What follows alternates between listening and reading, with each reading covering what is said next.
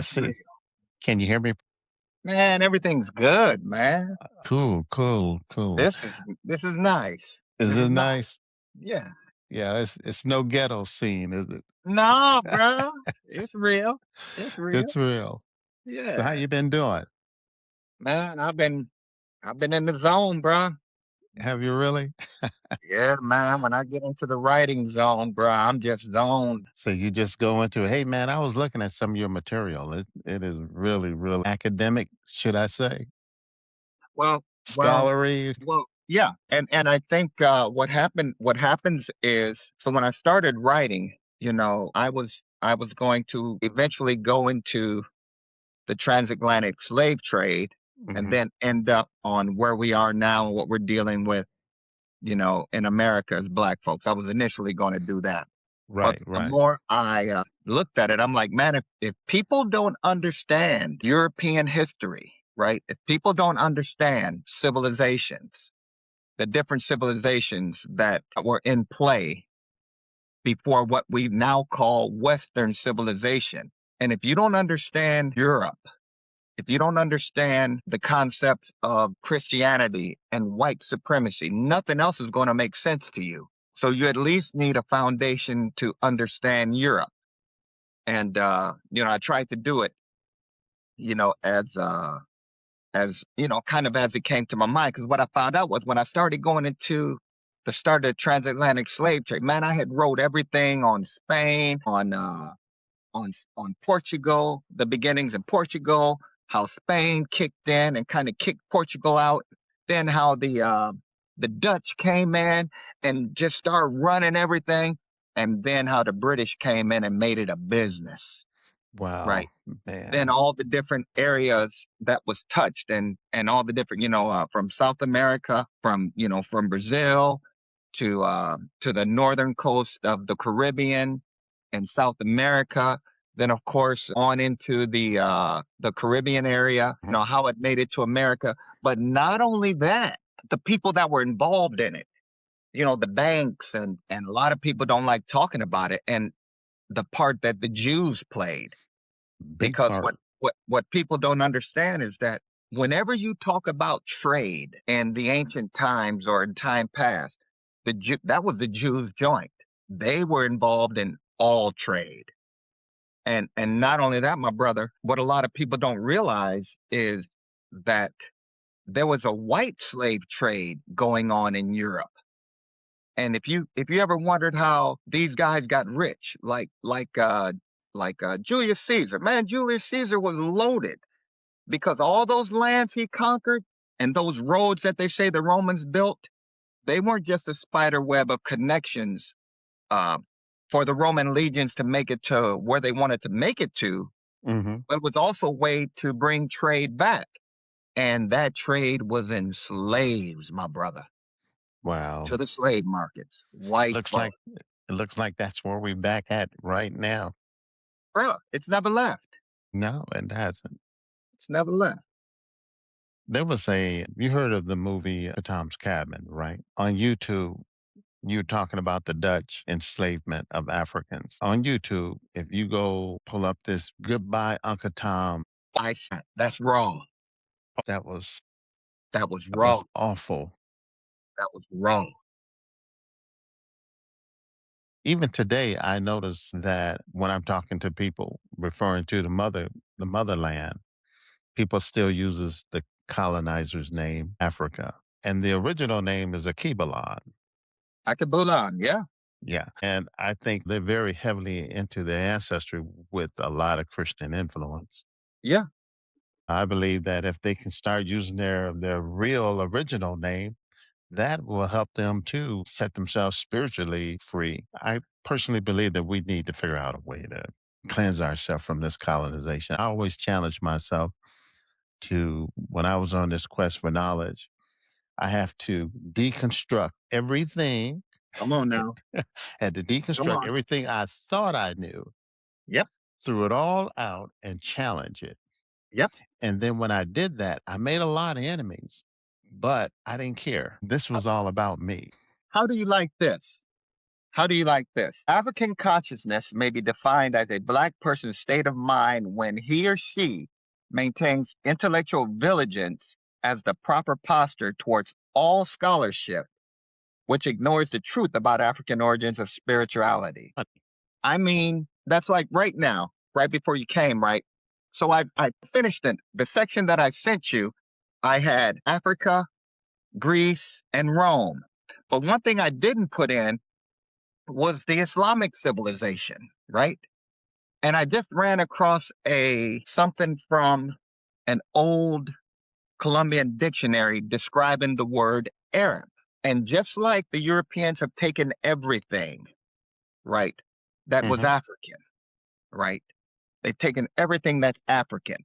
I'm sitting here reading something where now, in this definition of Arab, they're saying that Islam gave us everything. When actually, what Islam did, to their credit, when Islam went into these Christian countries, Islam had respect for the wisdom and for the knowledge. Because, come on, man, we know where Arabs came from. They came from the desert, they were wild desert people. Don't get me wrong, they had more civilization than what the Europeans had, Hmm. right? But they were wild desert nomads, right? They had their own type of spirituality, which we learn a little bit, about the Bible and their systems of belief, whatever. But of course, if when Christians look at them, they call them pagans. But when they did start their movements, right, their religious movements to conquer people, um, they did have respect for learning, just like the Persians. They Hmm. all had respect for learnings. And then, of course, when the Greeks came, the Greeks, Europeans were like, damn, wow. Then, of course, the Greeks saw all that, and the Greeks wanted to put forth their stamp on everything, on civilization, called Hellenism, Hmm. right? And by the time they defeated the Persians, which of course they got information from the Persians, who also held on, had a respect for learning and information. They go into all these empires and go, damn, these people are made, they're literate. They're smart. They had respect for that, for what the Persians had did. And of course, the Persians had gone down into Egypt when the Greeks came and conquered them, right? And then Right. of course, when the Romans came along, the Romans didn't give a shit about none of that. The Romans were just about power. So what I'm saying is that yes, the Islamics did come and they had respect for the libraries. They took all that ancient knowledge, right? That the Greeks had, of course, that the Greeks got from Africa, right? So they took that knowledge from the Greeks also, and they incorporated all that, even though it was in the midst of the Roman Empire. They already had the books, they already had the libraries, they were already doing the learning. Because one of the things that was very interesting, I think it's Williams writes about it, or G.M. James writes about it in Stolen Legacy about philosophy. He goes, man, philosophy can't grow in an area where there's chaos. Man, there's got to be No, it peace. can't. So there was, and of course I studied this. I looked this up. He said, there was no peace in Greece during that time, man. During the early time of Alexander, from 600 BC and everything else, when they were busy fighting the Persians, the people didn't have any peace. They were, they were the ones who killed philosophers. So it wasn't until Greece was able to get into Egypt after Alexander. That's when they started sending all of their learned people there and bringing all that knowledge, Greek philosophy, and all that stuff. And the rest of those guys, man, know thyself and all that. Well, and I don't mean to be running. excuse me. I'm running, Excuse me. man. Oh We no, just, that's cool. I know. Hey man, and I'm this loving is, it. hey, this is kind of what I was saying, man. That when we get to talking, we're just going to get to talking how we just normally talk. There you go. You're no volume. Can't hear you. There Go it ahead. is. It came back. Hey, that's just the way we roll, man. Like, soon as we came in, we went right into it. Yeah. And like I say, big dog, I'm not even, I'm, just like you're saying, my calling, right? we all have a journey. We've all, and I made it to God has granted me the universe to be 60 something years old, and in that time there's been an accumulation of knowledge and experience, and thinking and figure it out and learning, and my goal, bruh, my goal is to free my people from everything Europe. And man, y'all need to return to the basics of what your spirituality is. And again, this is part of what deconstruction Hmm. what deconstruction is. So now that you deconstruct, you go like, well, okay, what was that? Well, guess what? You sat here and you've looked at this Bible. You've dealt with faith. You've dealt with belief. All of that is part of the Piscean age, right? Faith and belief, right? And you've Right. taken this book that is truth, mystery, allegory, metaphor, and motif. You've taken this book and you've taken what everybody has said to you, and you've formed a construct about your religion. So when something comes along and breaks all of that up, you say, well, okay, what is this that I've believed in? Where am I at now? Now, if you, the reason why people need faith and people need belief is because they don't have fact. That makes sense. Makes a Fact, lot of sense. belief. You can believe that the moon is made of green cheese, but they've landed on it and proved that the moon is not made of green cheese, right? Right. So I don't need faith if I have facts. And part of that is, you got to know yourself. You got to know thyself. And that's why I say I love that song by Rance Allen. It goes, I just found me. Because, man, if you don't know yourself, how can you know God? If you don't know yourself, if you can't step on the outside and look at yourself and evaluate your thoughts, your feelings, your emotions, your motives, the thoughts and intents of your heart, your strength, your failures, your tendencies, right? Hear me out. And all of that, my brother, is part of your construct, right? Right. So you have to look at how you've constructed things, you know? So, yeah, you have to look at all of that. And if you're dealing from true spirituality, is based on truth, right? That's right. You have to be a truth seeker, which means, you got to be true. I'm true to me. It's funny, you had a question in there, and it had to do with self concept. How does that have to deal with your construct? And I was like, hey, man, let me tell you something. My self talk to me is top line, bruh. I believe that I am that shit. I believe that God has specially called me. I don't have a, what do you call it, a bad self concept about myself, but I do that in truth. Right. Knowing and being honest with my fears, my insecurities, my weaknesses, right? Areas, my blind spots, things that I might not see, right? I understand how sometimes you can be almost overconfident because you've seen yourself successful in just about everything that you've done. But even that, you have to look at it honestly. You know what I'm saying? When you're dealing, Right. and be truthful with yourself. I think that every conscious person or spiritual person has to take that journey within and Yeah, have to challenge themselves with yeah, truth. When I started my journey, I started off in the church and they gave me a foundation, of the 10 commandments and things like that. But the 10 commandments just seemed to me that it didn't cover the full spectrum of God or life. And I couldn't put every experience that I was going through into that 10 commandments. So I started my journey looking for answers. And then I finally got some answers.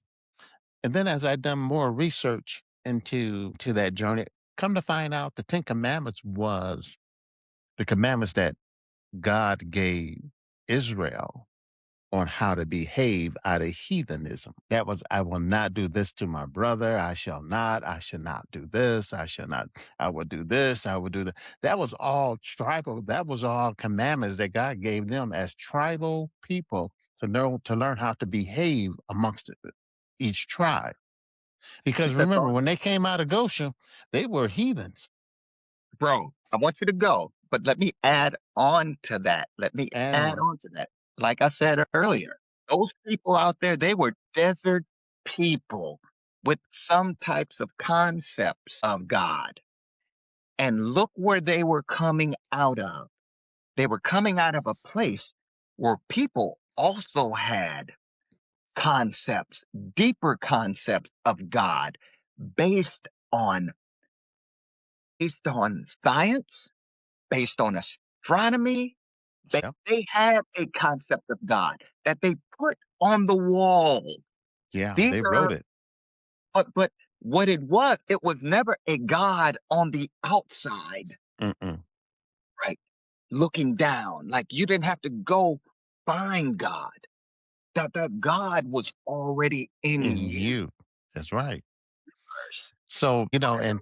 and so once I realized that, I was like, okay. And it wasn't until I moved and started studying the Afrocentric movement, doing the study in the Afrocentric time, that started talking about Egypt and all this stuff, right?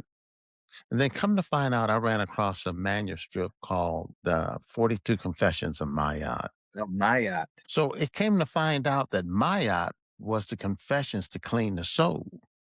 Yeah, And the 10 Commandments was the commandments that was used to teach me how to be human towards my brother. yeah. And that was interesting. I knew it exists, but I just knew that it didn't exist in the environment that Mm. I came up in. So when I Hail the start ancestors. Hail the ancestors. Hail the ancestors.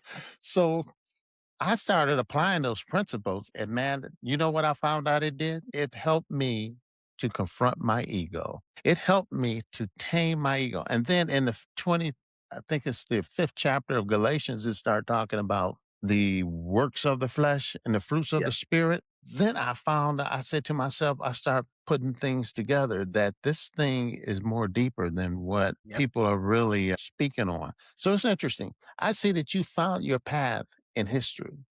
Oh yeah. You're Oh yeah. you're very good at it, and I have to admit. I've always been a nerd. I've always loved reading. You remember back home, we had the you remember the little bookcase mama used to put her knickknacks on it, and then on Mhm. the bottom it had books. Yeah. Daddy had bought some Bible books. Mhm. Yeah, Then yeah, there we was had that whole line of, yeah. Then there yeah, right, right, then there right. was a set of history books. Man, I ran through all of those so many times I can't remember. And from then on, I just loved reading and I loved history. And I always included the Bible as I got older. I started, when you also think of the Bible growing up Mhm, as part of that was history, mhm, right? mhm, And then as I started getting older, started putting history and the Bible kind of mhm, together, looking at them mhm, in that sense. mhm, And then again, as I went through high school, it really intensified again when I found my path, when I too, came into Christianity, right? Really stepped into it, and again, you talk about construction and deconstruction. You were questioning earlier about, how do you form constructs and things like that. A lot of things is culture, right? So in culture, part of culture is a natural system of control without without, and I don't use control in a negative way, mhm, mhm, because culture binds you into expectations, mhm. right? So, for instance, if you're born in a Christian house, then the expectation was you're going to be a Christian. Absolutely. Okay. So, again, that was part of our Black culture coming up from down south. That's something that's just been given to us. Mhm. Passed down. So, even when you made your move into something deeper in Christianity, it was a change of construct. Mhm, It mhm, was a type of deconstruction. mhm, Now, when that happens, everybody looks at you like you nuts because mhm. you are going outside of the cultural norm of what's expected of what's been established. That's But right. stepped out to your path. You see what I'm saying? Yeah, and found myself. Bro, and found yourself. So like I started the same thing. Mhm, And when I did that, again, I because I'm a nerd, I started reading everything. And when I'm reading things, you read things that by faith and by belief, it doesn't make sense. But we'll take it by faith. Okay, mhm, it doesn't mhm, make sense. God can do anything. mhm, mhm, mhm, And then I remember, you might not remember it, but it was in 1994. And when you were going through your African thing, I came down to Indianapolis to visit you, and I was sick, and y'all took care of me. I had the flu. yeah, we was living on Roslyn at the You were living time on Roslyn in that greenhouse. in that greenhouse. And during those 2 years in Japan, I had pretty much had enough of what I was going through at that place with Christianity. And I said to you, I'm like, and now you're talking to me about this African consciousness and this African stuff, right? And I'm like, all right, man. The last time I followed you, it took me on a path, right, of growth. And I said, but you know what, bro, I'm getting out of it. And you said to me, nah, bruh, don't get out of it yet. There are some things that you need to learn. There's some things you need to learn. So let me tell you what happened. I went back to Japan. Mhm. My white pastor had my kufi hat on, my brown leather kufi hat, bruh.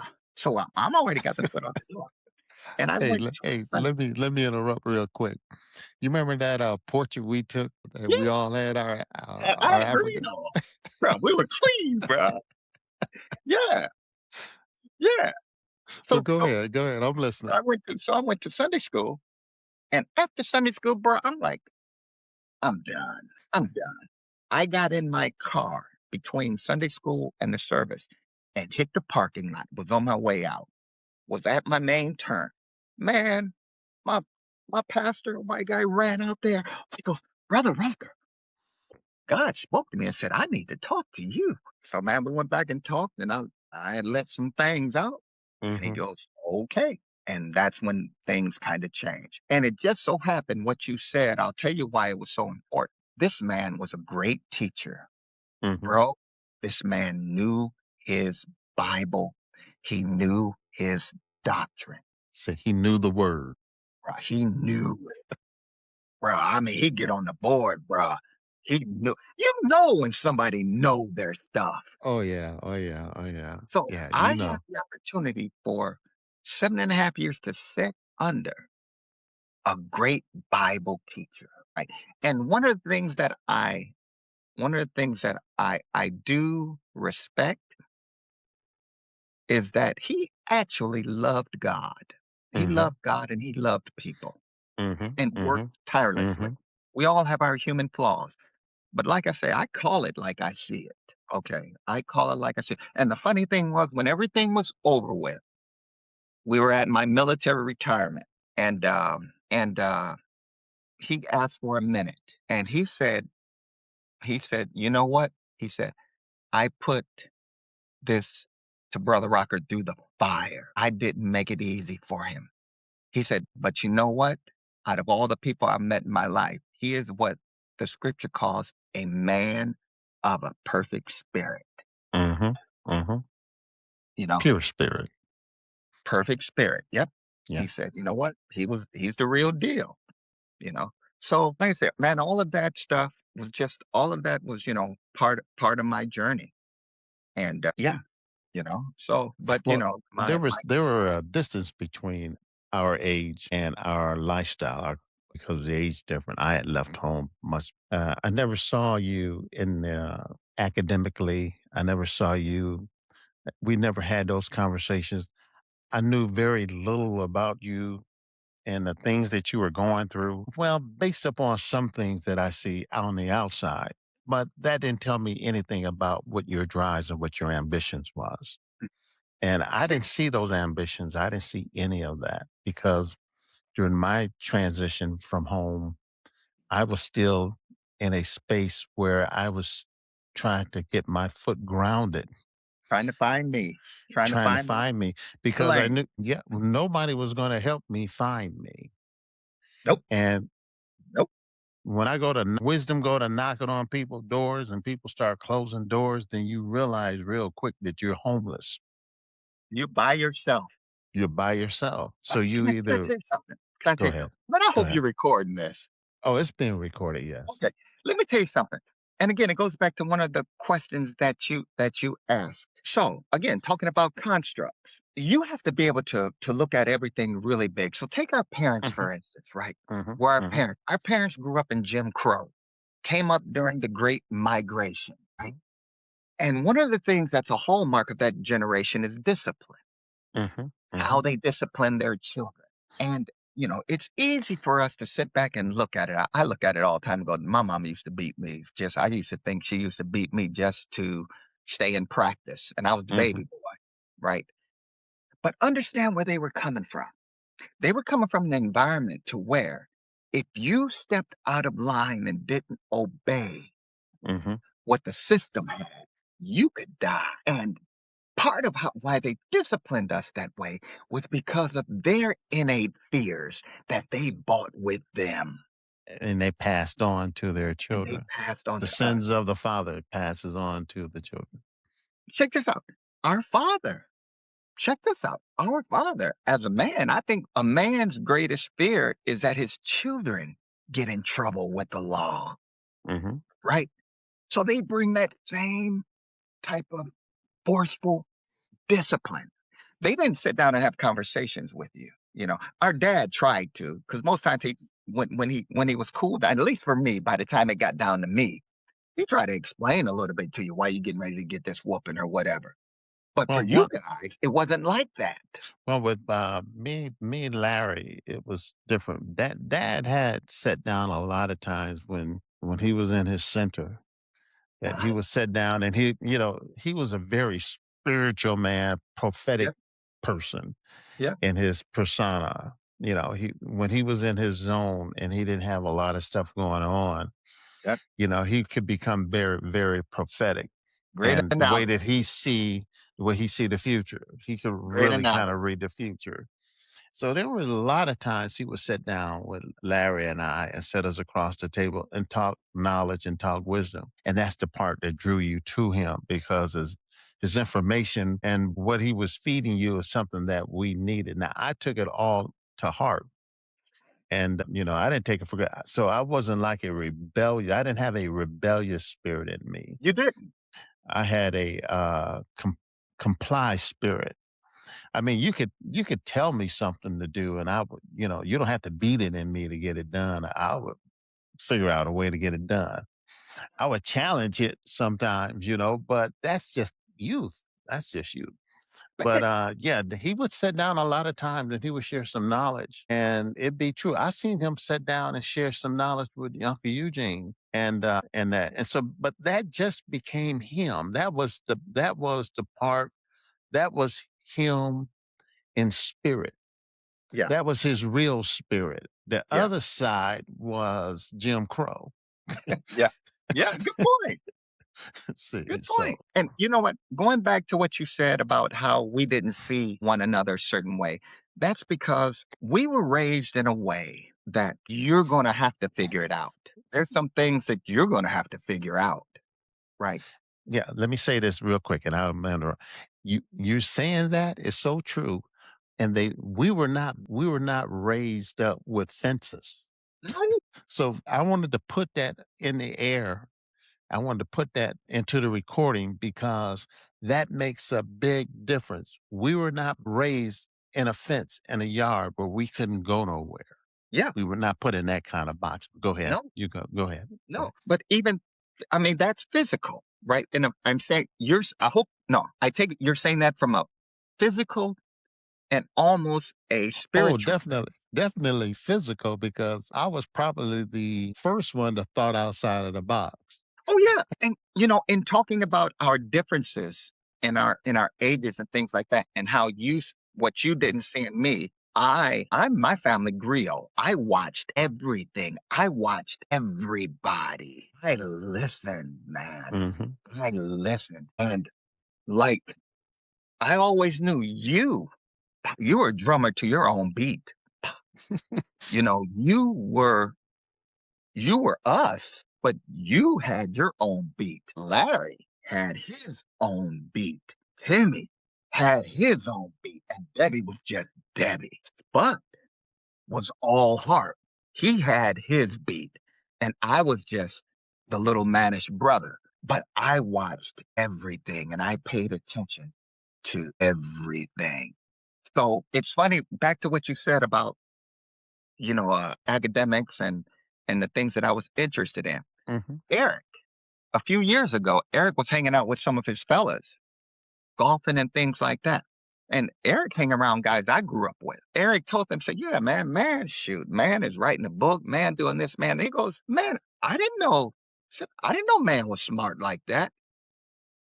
Eric goes, dude, he goes, my baby brother was straight. My baby brother was basically straight A's on up until a girl passed him a note in the seventh grade, right? Hmm. So like I said, those are things that, and my friends knew. So for instance, in certain classes, my friends would sit around me in certain classes because Hmm. they know I did in English, I did the reading and history. I did the Hmm. reading and social studies. I did the reading and the assignment. Hmm. Whereas when it came to math, I sat around them. Hmm. Hmm.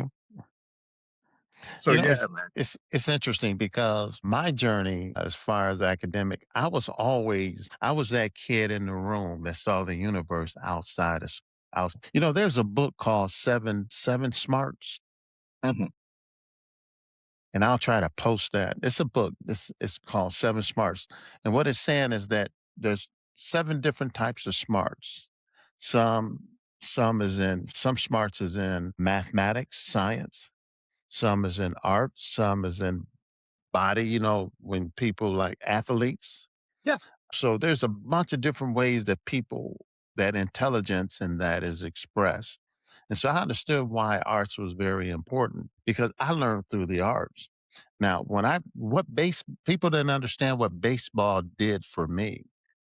Baseball was not only the ability to perfect the craft of throwing strikes, curveball, knuckleballs, and drop balls, but it did something spiritually to me.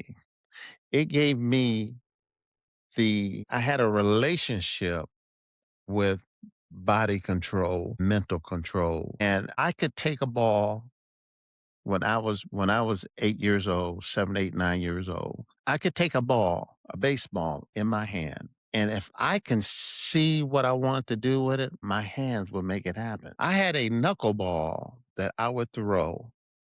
It would break so far outside the batter stance that the batter would literally think the ball was getting ready to hit him. And he will drop out of the pocket and the ball would break right across the plate. I was amazing myself. I was like, what is this? This became some kind of magical, like, what is this? But I learned a lot because I learned a lot about connecting myself, my spirit, my mind, and body. And so I'm saying that to say that I couldn't find that in academics at that time. I didn't become academically inclined until after I got older. Hmm. It's funny. I just wanted to, you keep your thought. I just want to throw something up about baseball for anybody that sees this. Terry Crosby, who was lived across the street from us, one of the athletes in the history of Toledo, Ohio, The wrote in Vilgus his High School. book, Yeah. He wrote a he book. said, across the street from me lived the Rocker family. It was six of them. Larry was a great baseball player, and Timmy said, but then he had a whole paragraph on you. He basically said, he's the one who made me stop playing baseball and move to something else because that boy could pitch. Hey, I had it, and this was spiritual. When I was a young child, Alex, I was attached to my spirit. I was never spiritually detached. Right, right. Everything I did was I feel you. spiritual. Like you see how you are academic. I mean, like I just say, when I come to you and what you do, I'm like, that's what I'm talking about. This is not me. It's his path because I understand his path because I understand my own. So I just thought it was I was very spiritual. I couldn't set academically to do. I had to see things spiritually in order to I mean, comprehend purpose. If I didn't see it, maybe it's the Gemini in me. If I couldn't see it or perceive it, then I couldn't experience it. Does that make mhm. sense? Bro, let me tell you something. I think that you said the word experience, right? And for me, that when I talk about experience, that means a lot because a lot of times, again, our construct, and we're all different individuals. Mm-hmm. Mm-hmm. How a person sees and experiences the divine has an impact on how they live their life, how they see themselves, That's right. is how they see the divine, which goes back to what I was saying that the ancients, our people, didn't look at God from the outside. They looked at God as being part of everything and a part of you. That's right. So, what makes deconstruction a step, what makes it difficult is if people are taught to fear God from the outside, it will always be there. Which is a European concept. It's a European, Eurocentric concept. Yep. If you are afraid of, why do I have to be? You know what? Do you remember one of the, you remember what God told Adam and Eve in the garden? The Bible said that he approached them. Mm-hmm. And he goes, Adam, Adam, where are you? And he goes, well, I'm here. He said, what are you doing? I'm hiding because I was naked. The question I love is, who told you that? You, Now you apply that principle to everything. Who that's right. told you that? So who told you to be afraid of God? Who told you that you're just a low down, dirty sinner? That Mm-hmm. there's no good in you. And if it wasn't for, the sacrifice of Christ or whatever, that you would be no good. I'm Mm-hmm. sorry, but God did not create me like that. Mm-mm. He may have created y'all like that, Mm-hmm. but he didn't create me like that, which goes back to what you were saying, the 42 laws of Maya, which Mm-hmm. we'll call laws. They say, I have not Mm. killed. That's I have right. not deceived. That's I right. have not. I have not. Not you shall not. No, Because I have not. I have not. Because it's already in you. And for all those 42, man, I can't go through all 42 and go, well, dog, well, I can't say I did that. But now I have something to strive for Yeah, yeah, today. yeah. And you know what? I'll be honest with you. When you first start going through that, what happens is it attacks the ego, is what it Yeah. does. Because that's my biggest thing. My biggest challenge wasn't a challenge, but my learning curve was developing that personality. Who is this personality? Who is this alternate personality that comes out of myself or comes out of other people that always seem to put me in a position that I don't want, did never intended to be in, but wound up being in and taking the blame and the spiritual consequences that go with it. That became the ego. I figured that out real soon. And I said, well, who is this ego? What is this ego? So I started that spiritual inward journey. The ego is a fabricated personality. It's not Yeah. real. It is what was implanted in us when we first came out of the womb. Uh-huh. Don't do this. You can't do this. You can't do that. That's good. This is not good. This is education. You're going to get this. Your teachers, your principals, your mother, your father, your norm, all these things created the first Construct and personality systems of in you. control. Yep. The self control. It was the first Yep. child that was created, rebellious child that was created inside of your being before Wow. you ever came to fruition. Wow. And your true fruition didn't come until after you reached a certain age limit when the real you wanted to emerge. And then when it did, it found itself in chaos or in war with the other self. So there's only one true devil that you can put a finger on, and that's the one that was put in you from birth. Mhm. We call that the double. That's the double was actually what that is. So Mhm. in order to manage, first of all, people talk about killing the ego. You can't do that. If you Mhm. killed your ego or tried to attack your ego, it would drive you insane because the ego have access to your subconscious mind that you never know how deep it can reach to pull out weapons of destruction to Yeah. destroy your spirit or your personality or break your spirit. So you don't destroy the ego. What you do is you negotiate with the ego. You treat it as though it's another individual or another person. You negotiate, you talk, you have conversations with it, and then you get back with it when things are, but the ego is there to protect you against the elements that it was designed and created for, to protect you in this world. See, when you go pump gas in a night city where when you go pump gas in the night, at night, you go to a gas station, and I tell this to my clients. I say the ego was designed for you to go there, pump gas in that situation, and you're supposed to put on a swag. You're supposed to send out certain energy like, this is my space. I don't want to be bothered. If you do, there's going to be some trouble. And if somebody approach you, you're going to throw on that energy on them. That's what the ego was before. It's a protector. But the ego never knew that it was designed to be a protector. Your spirit is supposed to be the one that's driving the vehicle until you develop that relationship with your ego, that your ego is designed to protect when you need it. And when it's not needed, you can take a back seat and trust me, I'm in control.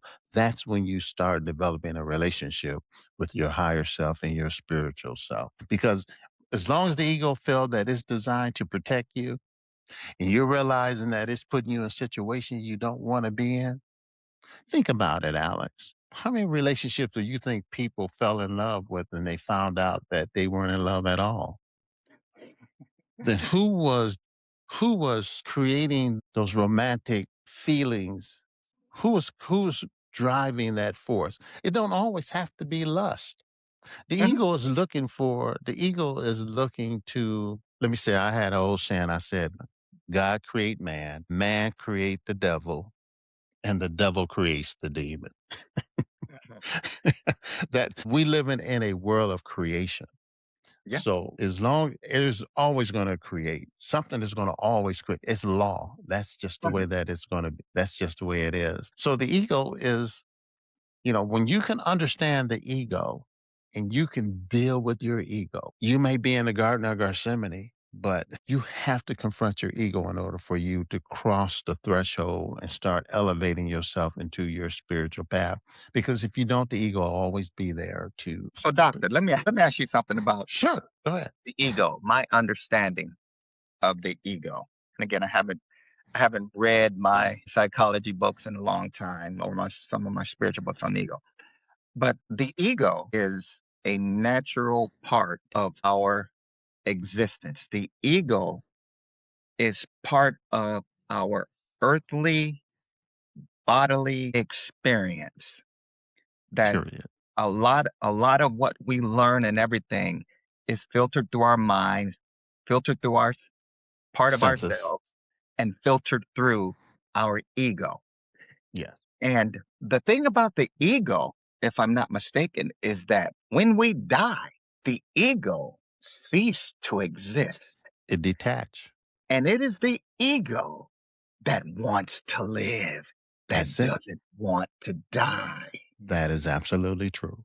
Because this is all the ego knows, This realm was created for the or the ego. But here's the deal. Here's the deal. There's a higher side of the ego and come there's a on. lower side of the ego. You're spiritually, the academic work that you've done as far as history is concerned, that's ego, Mhm, higher ego.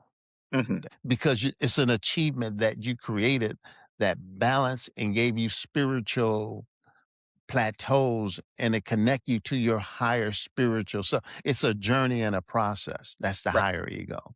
The destructive ego is the hustle, the murder, the killing. Let me get this, let me get that. That's lower ego. This is interesting. Everything energy is created, but it's never destroyed. Okay. So now we're talking laws. We're talking about law. So the egos. So what happens to that lower energy that a person gives a piece of their soul into creating that vibration or that frequency?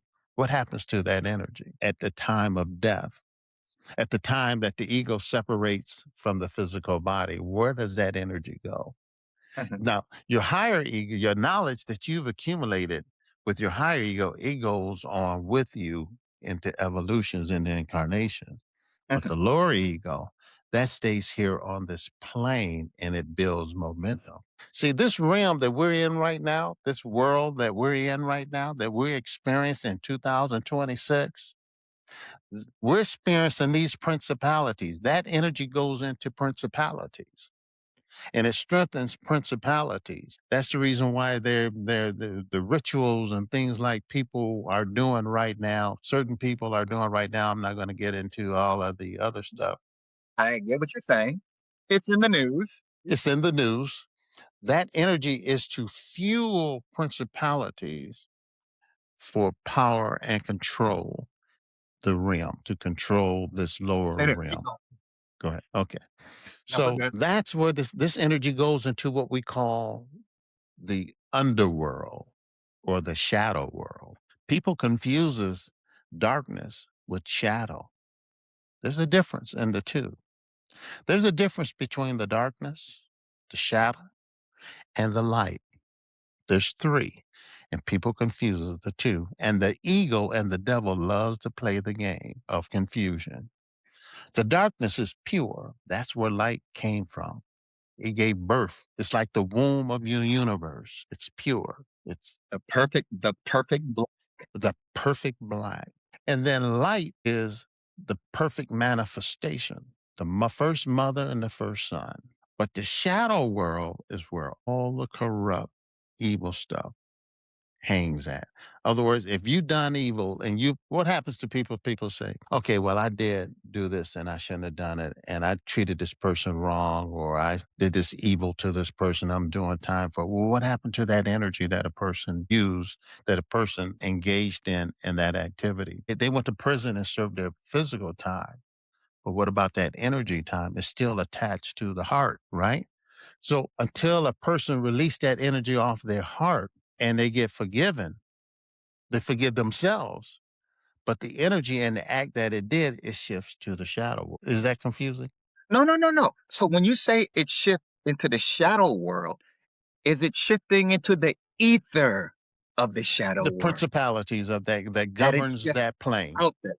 It has nothing to do with the individual in whom you wronged, No, right? because remember, when you come through here to come into this world, you are shaped in iniquity.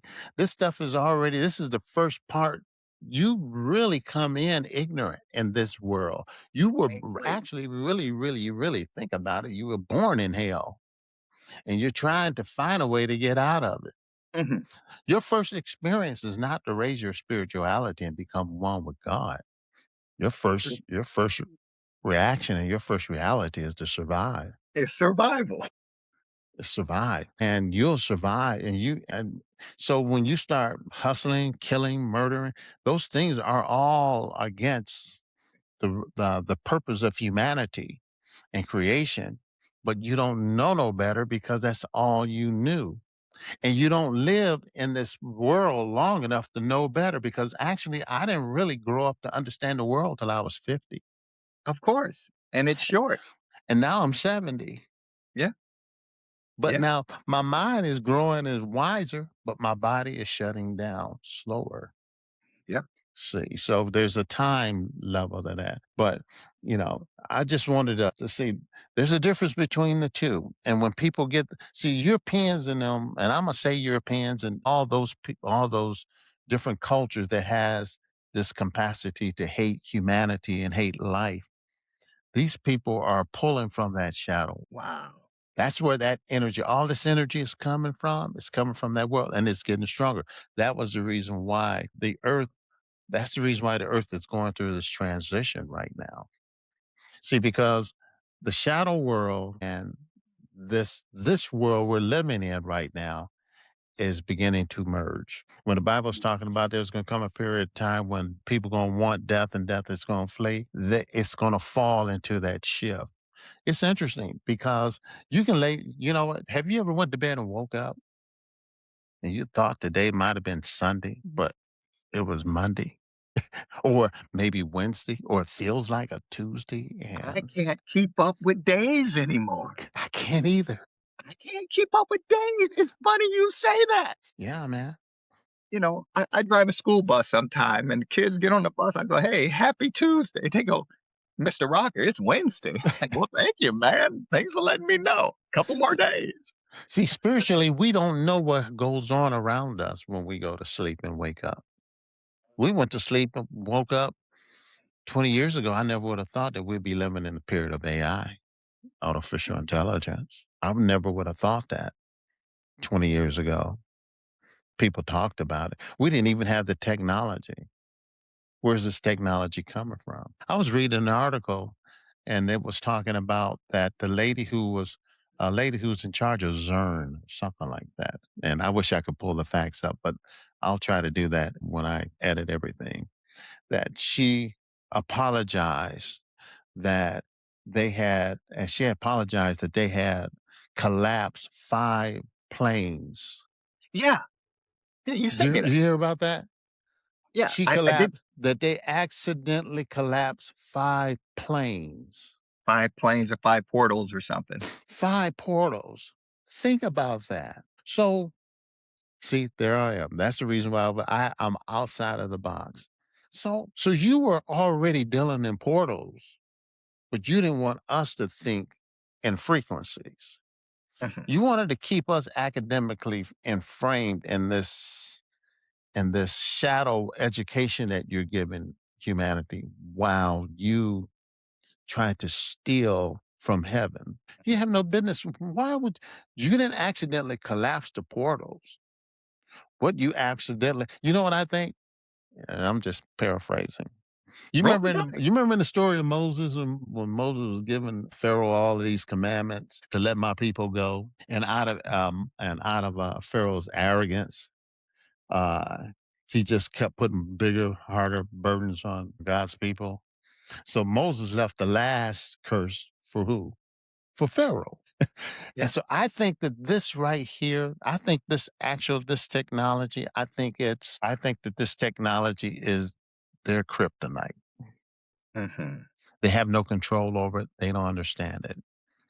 And I think that this is just me. I just think that energy, that technology is designed for melanin. That's melanin technology, is what I'm thinking. I'm thinking that the people who understand and harnesses that energy will be. They can go to 5G, 6G, 7G, 8G, and I think that if you got melanin, you just automatically adapt to the frequency. But what it's Okay. going to actually do to them is going to have to drive them underground in order to survive, because I don't think they'll be able to do it. And if they're collapsing frequencies and collapsing planes, I think that they're moving them. I think that they're playing with tech. They're like babies with a pistol, with a gun in the crib. Mhm. That's what, that's what they are. And I don't know how I got off on this, but I just thought that was, That's fine. No, no, that's yeah, cool. No, no, yeah. no, man. I just think that, but with the ego and stuff like that, that's ego. That's pure, no regards for. That's ego attached to the shadow world, and the shadow world is fueling that Galatian. I think is the 5th chapter, Galatian, the lust of the flesh. It's the shadow world that feeds that energy So that tell me is something. consumed through the ego. So tell me something. Does that mean when we go back years, from what I'm gathering from you, that let's say we have the light world, Hmm. the dark world, and the shadow world? Hmm. Are we saying that back in ancient times, our shadow worlds were a lot smaller? Sure, it was. And then as time has get on and we might had migrations, we've had everything that what we now call civilization that has grown.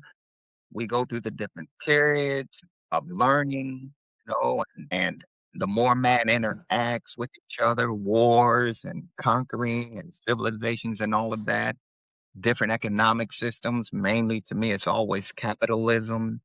That to me, capitalism is a major part of Western civilization, and capitalism Mhm, spread a lot of this shadow world.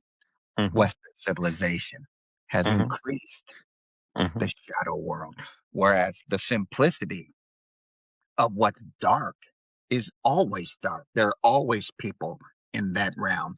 mhm, And the light realm, there's mhm, always people in the light. But I mhm. think, if I understood you correctly, you're saying that that shadow world is growing It's bigger. growing. It's growing. And you know why it's growing? Have you ever heard? Let me see. I'm trying to think. You know, when we set off to have this podcast, I didn't have all this information available, but I would have. But you know No, what? We'll figure it out. But hey, you ever heard of the? we'll pick it up another time. What we We'll don't pick. get Yeah, thank you, thank you. We'll pierce it. We'll paste it together. But hey, look. You ever heard of? You know what a great year is? a great year. The Earth. The Is that the 24,000 or the 20, 25,000 year 25. Yeah, as it that cycles as that it cycles cycles through through the the 12 houses zodiac, of the through the zodiac. 12 because of the zodiac. Now, each one of those cycles produce a golden year, a Yep, silver era, and a bronze era. yep. Okay. So that is Ceres. Now, from what I understand, Ceres is what pulls our sun through those constellations. Yeah, through the constellation that gives us that cycle. What they're Right. saying is that when the sun is, Ceres is farthest from our sun, that's when we're in the Bronze Age. And let me ask this. Ceres is part of what's on Orion's belt. I think that bunch Yes, of stars. yes, that's the full, yes, yes, that's star system, which gave birth to our sun. Of course. Okay. So when they're completely detrimented to one another, they're saying that's when our solar system is in its bronze stage. So we have Hellenistic activities, we have wars and fights, and it's the dark part of the planet of the solar system. But as series start coming around and getting closer to the sun, we move into a new era. We start moving into a silver era where knowledge and things in that start coming about. But when you hear people talk about this is the end of Pisces and the beginning of Aquarius, we're in Aquarius now. That's the reason why things is happening Yeah, on the planet right now. All yeah. those things that was in darkness is being revealed. You can't hide stuff anymore because you can't help it because there's a greater law that's running this thing other than what we're experiencing here as beings, human beings on this planet here. So we're moving into an era that's forcing that to take Now keep place. that thought.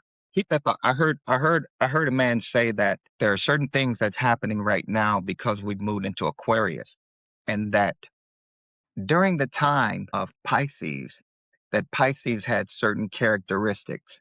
Hmm. And like I said, I haven't read it, but he said part of it was de- uh, deception. Part of it was selfishness. Part of it was very controlling. Hmm. He said, and he goes on to say all of this was, if you look at that 2,000 years from when we went from the ram and the lamb Hmm. Hmm. into the water bearer, which of course Hmm. is symbolic of Jesus, said you look at everything that's happened to the world, right, under the sign of the water bearer. And he was saying that when as we get ready to move, there are people that are still stuck That's right. in Piscean thinking and the That's right. spirit of Pisces. And it's going to take a few years for people to break out of that. Now, when I heard that, I thought about when we were going from the ram, right, Hmm. to the lamb and the goat, or oh, Hmm. excuse me, we're going Taurus. from the goat and the lamb going into Pisces. If you remember, it took about 200, 300 years for Christianity to fully take hold. They had to kill out all the esoteric knowledge. They They had sure to did. kill out Gnosticism. They Yes, had to they kill did. out the Egyptian mysteries. They had to burn libraries.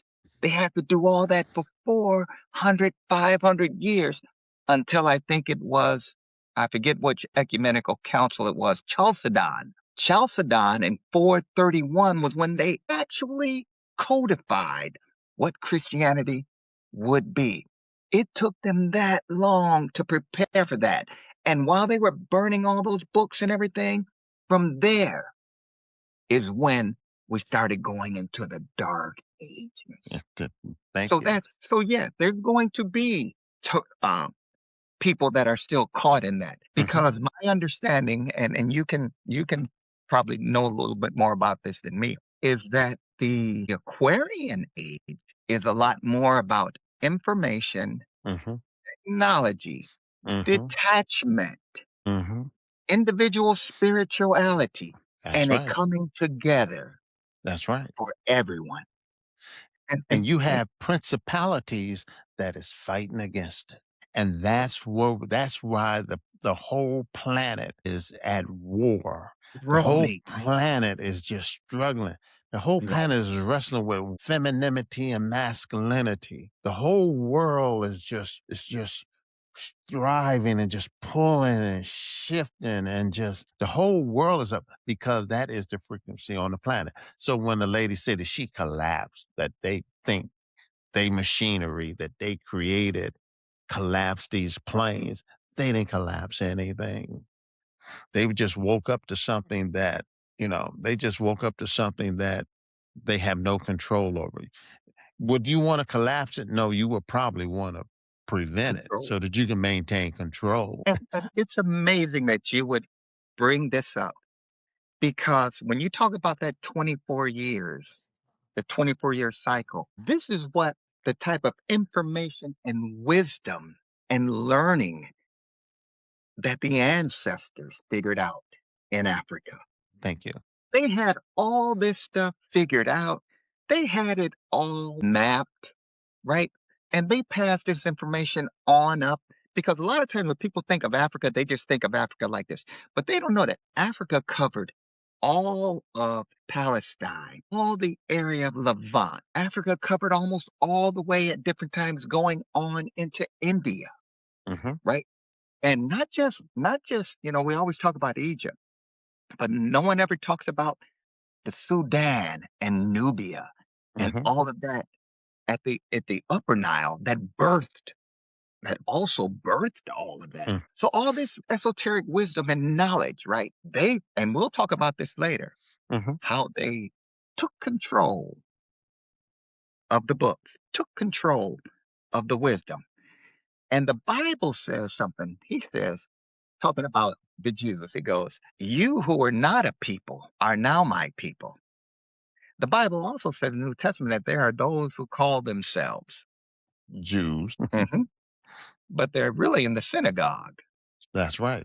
That's right. So, And so that's what we go ahead. Go ahead. Go ahead. I'm sorry. so all I'm saying is that all of this destruction of wisdom, which is part of what my book is about, if everybody knows that life came from Lower East Africa, the Hmm. first woman who you can trace everybody's genetic marker to Hmm. came from a Hmm. black woman in Southern Africa, East Africa. And everybody recognizes that migration, right? From Right. Africa, wherever. Whether or not the worlds were together during the time and they broke apart in the continents, See, whatever happened, in the times of Peleg, the world was divided. But whatever. that's the reason why, when we know, first of all word is God's word. Word belongs in the sound family, period. So if a word become corrupted, it's still God's word. All this knowledge, all this information is God. And my train of thought is when we understand that we have you are a history buff, and you know the power that colonizers do when they go to colonize a particular country or a particular people. Spiritually, metaphysically, when you start talking about, I remember the movie. You ever saw the movie Shaka Zulu? Yeah, it's been a few years. It's been a few years. You get a chance, you go see it. But remember, the code word is chakra Yeah. Zulus, the chakras of the Zulus. That's Wow. the code word. Because remember, if you study the movie, they say that chakra was a myth. They believed that it was a myth or something that people didn't know. He didn't physically exist, but it was a prophecy that he was going to show up or he was going to come. So the Shaka Zulu story is the Zulu chakra system is what I'm- the colonizers was after. And they used Christianity and the mirror to do it, to bring them Wow. down. If you go Wow. back, check the movie is really so. How we been doing? We're doing great, man. You We're do. doing great. Like I say, you do your little editing or whatever. But this is the great thing. And this is the great thing. We've sat down and we kind of figured out, how it's gonna go and things like that. And I think that probably we just need to pick up a few things, man. Hmm. We need to pick up a few things and just roll with them. Hmm. Because I think both of us, each one of us we have a lane, Hmm. right? But then there's that third lane in the middle where we're like this. Hmm. Hmm. Hmm. You know what I'm saying? Absolutely. And so, like I said, man, you hit your lane, you hit your lane. That third, you know what that third lane in the middle is? What that? It's called a veil. That's it. So, and maybe that's what people are feeling is that zane because you teach on things and you speak on things that is very, very profound. And there are things that I know that I may have experienced that is very spiritual, but not but. And I just think that that's probably what make what we do probably work because we're in Yeah, our lane. We specialize in what we do, and yeah, people come in. And if people decided they want to ask questions or be a participant of something, they can find themselves either in your lane or they'll find themselves in mine. or here. Mhm. Or and they're gonna that's them going which way, to the left or to the right. And Yeah, I think and that's what you have to just like in sales, you have to give people options. yeah, We can present a package, but it's up to the people to decide whoever you give an option to is the one that will trust your services. yeah. That's what I learned in sales. And again, like I say, I'm Afrocentric, and like I said, African consciousness, which basically challenges anything that goes against what's true Hmm. and what's factual. And I think it's very important that for me, it's just like if you notice, you said, bro, your work is very scholarly. It has to be because when you're doing scholarly work, you have to have backup, right? Because Absolutely. there are people that have done more research on what you're commenting on Absolutely. than what you just happen to run across, which is the Absolutely. same thing, like I say, when I started talking about the transatlantic slave trade, the involvement of certain people. I have to make sure, right, that all my references and what I'm saying is correct, can be Dot I's, cross verified. T's. It's almost like, hey, I'm just telling you what I saw. I'm just telling you what I reported. Jojo Hmm. wrote this, Hmm. right, in his academic work, which happens to correspond with the flow that I'm on. Hmm. So Hmm. yeah. Well, I have, man, I got libraries of books. I got books I won't talk about here, but I got spiritual books. I got, This is my library. I got books on This is in my astronomy. library. I got those books, but they're there because I didn't have a platform to bring, to bring that information out on. So a lot of stuff that I have, I can back it up too. So it's so I'm just saying that what this is really powerful. Can I Go tell you ahead. something? This is, and again, I think what's important, the Bible talks about God is concerned about. I think it's in Romans. It says the word of God is quick and powerful, is sharper than any. Not Romans, but Hebrews. Hebrews 12, I think. The word of God is quick and sharp, quick and Then powerful, any to sharper a than any short. two-edged sword, dividing asunder uh, bone, joint, marrow. Hmm. But the last part of it says, and it is a divider of the thoughts and intents of the heart. Hmm. So I've always felt that the thoughts and intents of your heart are right. And a lot of people through ego, they want to feel that they're right. Hmm. Hmm. But if the real thoughts and intentions of your heart is right, that means truth is going to be pinnacle to you. Hmm. Hmm. For me, truth is important because I am an authentic person. This is my authentic self. When I step out in the world, I don't have to put on airs. Mm-mm, Man, what you mm-mm. see is what you get. Yeah, it's easy for you to live your truth. And that's what's important, right? Yeah, And I sure think that is. that portion of truth is very important.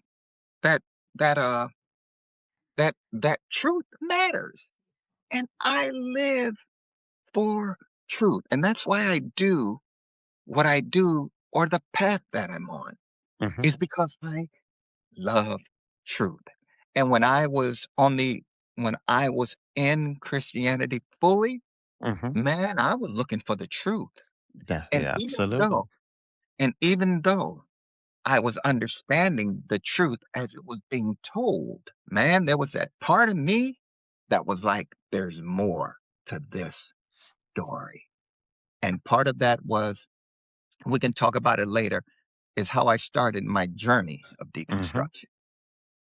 Well, you know what? And I think that, that is a pure spirit, a pure heart. And I just think that, you know, that's the foundation of truth Man, is being pure. And people need to understand that everybody is on a path. How many roads does it take in order to lead? How many roads are there that leads to God or leads to knowledge or leads to wisdom and understanding? I don't know. Probably as many as the rays of the sun. I don't know. So, people need to settle down, relax, and quit painting people with brushes and protecting ideologies that don't even benefit them. That's what we're dealing with. We're dealing with Christian ideologies. bro, hold up. This is a whole nother podcast. All right. Bro, I got my nuclear bombs, my neutron bombs. I got F-20, I got F-35s. I got heat seekers, bruh. All right. That's a whole nother subject. Well, hey, And man, again, go ahead. with, Go. with my primary thing, right, for us, especially for people of the land, people from the motherland, right? Mm-hmm. That people who were bought here, who had their spirituality and everything stripped from them, but they couldn't take away that innate thing that, if, as Dr. Francis Cress says, it's melanin, they could Mm-hmm. never take away that connection No, they can't. that we have. That's what makes us, they can't live with us, don't want to live with us, but damn it, they just can't Can't live live without us. without us. Yeah. Yeah. And that's to be recognized. And if you look at it from that way, then deconstruction should be free for you to just go back a little bit and just re-examine what I said God said to Adam. Who told you that? Well, Alex, let me say this, and you ponder it and you think about it. I'm just going to present it to you because this has been in my spirit for quite a while, and I think you're more in a position to be able to carve the new out a new or an old original path that our people has been a part of. And that is, I've always, when I found out that Africa the name Africa was a colonizer's name. That's no different Africanus. than me accepting my straw name. Mhm. That's for me to accept my straw name that a colonizer created. And they went out and brutally divided up Africa, brutally for economic reasons, merchandise and slaved and pedophilia and all the stuff that was involved in that activity. I can't embrace the name Africa. Furthermore, I think the name Africa can be monetized. So let me tell you something about Africa. What Go ahead. the ancient Romans, for the ancient Greeks, those in Europe, when they spoke of Africa, they spoke of a direction, not a country. Okay. They Okay. spoke of a direction. When they spoke of Ethiopians, Cushites, um, Cushites, Nubians, whatever. They were talking about, now they're talking about a specific people, but they all knew that that people came from that direction. So they didn't speak of Africa as a Okay. country because just like Europe, Europeans right now, descendants of Europeans, most of them have no real idea Are they? where Is they that? Are they? Is that land Asian? Is that part of well, Asian mind you can call Europe Western Asia because it is part of the continent? continent of Asia, right? But Hmm. in typical Western civilization fashion, they'll have you think that Europe is a continent on its That's own. true. Because as I talked about in the book about writing the story, who writes the story, right? Winston Churchill says, I know history will be kind to me because I'm going to write it, right? So when Western civilization comes in, they have to put themselves at the center of everything because they know. I got a book now by Dr. I think it's Nell Walker. She talks about the history of whiteness. Hmm. And she just talks about what Europeans thought of themselves. And you should have saw, and even in my book, in my writing, I talk about what different people classify as civilization, what they have to say about it. When the Romans talked about civilization or the uncivilized or the barbarians, Hmm. you should hear the things that they say about some of those Western European people. You should hear what they say about some of those people who lived in Britain, how they classified them. When people talk about, yeah, they were living in with furs on, they were barefoot.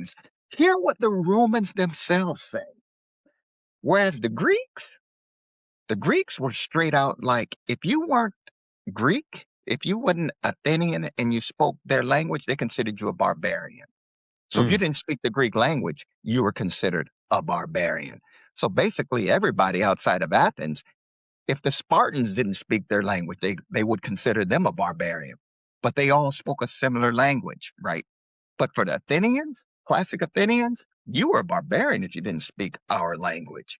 But the Romans, when the Romans started going west and encountering those Gauls, those all the different Germanic tribes, all the different Frank tribes, and all the other different tribes, Mhm. now they were going into that was a whole nother barbarism that the Greeks knew nothing about because they never went that way. The Greeks Wow, that always makes went sense.